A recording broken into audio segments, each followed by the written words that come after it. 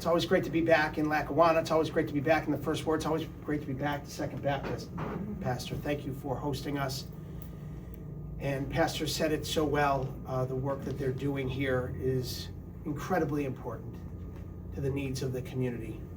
And right here at Second Baptist Food Pantry, the shelves are empty. There is a great need in this community, like there is across our community, across New York, and across America. And we are up against a crisis, a moral crisis for this entire country, preventable and avoidable.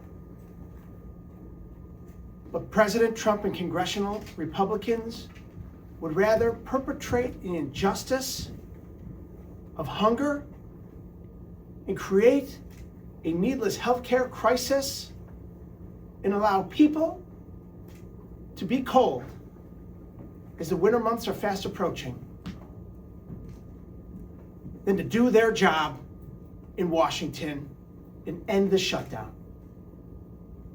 It is immoral, it is wrong, unacceptable, and the people of this country deserve better than what Trump and congressional Republicans are giving them in the halls of Congress. As has been mentioned, we're here today because our community is at risk. Our neighbors, our friends, our family members in many instances, after cutting nearly $200 billion from the Supplemental Nutritional Assistance Program in the Big Ugly Bill back in July, the Trump administration is now making a cruel, cold, inhumane, conscientious decision not to spend the funding to help fellow Americans avoid going hungry. People will go hungry because of the immoral decision that's being made by this administration and congressional Republicans that refuse to challenge him. It's been 1 month since Trump and congressional Republicans walked away from their work in Washington, D.C. and have been on vacation. Rather than protecting the American people's health care, they chose to go into a shutdown. For weeks, myself and my colleagues in Congress, Democrats, have stood up and warned of the dire consequences of inaction, of skyrocketing premiums, of unheated homes, of empty cupboards. Tomorrow, November 1st, our region, state, and nation go over the safety net cliff.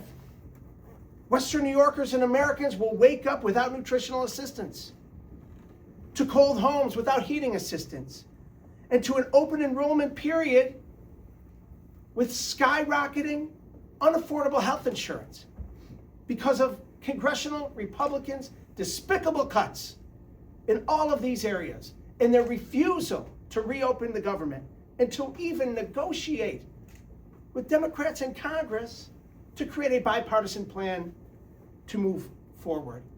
This is entirely preventable. My colleagues and I in the Democratic caucus have been in Washington every single week since the shutdown began, ready to negotiate in good faith, develop a bipartisan solution that reopens the government, protecting Americans' health care, living up to the promise that in the wealthiest country in America, people won't go hungry, that they'll have a roof over their head, that they won't be left out in the cold, and that they can receive a quality health care that they deserve. Because we know that health care in America is a basic human right, not a luxury. Our faith community will not let our seniors suffer through a cold Buffalo winter. Our nonprofit community will not allow families in our community to go hungry. Our medical community will not allow our friends, family, and neighbors to go without health care. Each of them are stepping up to the plate, as they always do, to live up to our community's title as the city and community of good neighbors. 5 weeks into this shutdown, I stand here not just as a member of Congress, but as a neighbor, as a father, as a healthcare practitioner, practitioner, as a concerned American, because I know that the safety net cliff is going to mean devastation for our region and the people who live here, and to our fellow Americans who call this great country home, because of the ineptitude, because of the lack of caring about people that the Trump administration is demonstrating and congressional Republicans are going along with. So I'm going to keep doing my job down in Washington and in our community with these great leaders, fighting for and helping the most vulnerable among us.